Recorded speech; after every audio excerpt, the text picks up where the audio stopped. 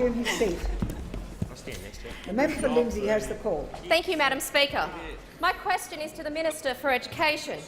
Will the Minister outline to the House the private benefit higher education can bring to Australian students? How will the government's reforms increase the opportunity for all to undertake higher education? I call the Minister for Education. Thank you, Madam Speaker, and I'm delighted to get the last question of the day, and I'm sure my colleagues will be very pleased as well that we get an opportunity to talk again about higher education.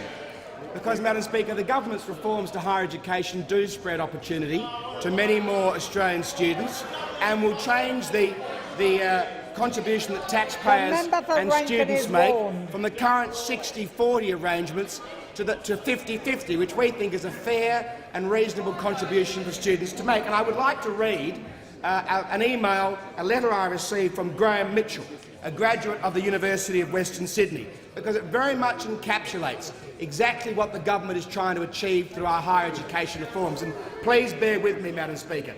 My father died in my second last year at high school. I lost all interest in education and bombed out. My then deputy principal told me and several colleagues we were dills and would never amount to much. I had to get a job to help support my family. My dad's death, my deputy principal's expressed opinion of me, and the dead-end job I was obliged to take did nothing for my self-worth. I drifted from one dead-end job to another.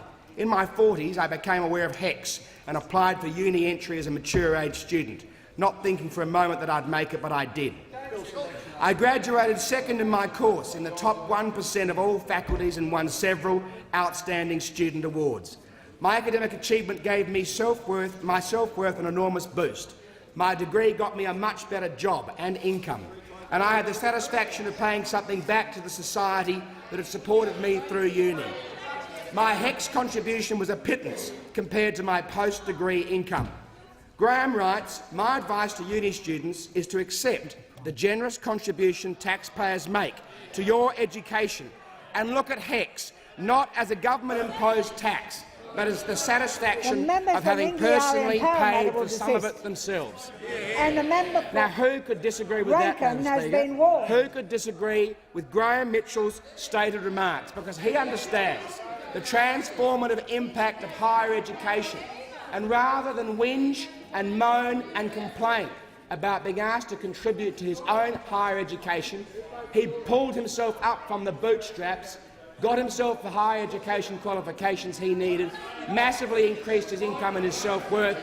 Why the government is trying to reform higher education is so that tens of thousands of more Graham Mitchells around Australia, in places like Western Sydney, in the member for Lindsay's electorate, get the opportunity to do exactly what Graham Mitchell did, and rather than caterwauling and interrupting and showing the classlessness that the Labor Party exhibits, they should be thanking people like Graham Mitchell, because he's the salt of the earth Australians that we want to hold up as heroes.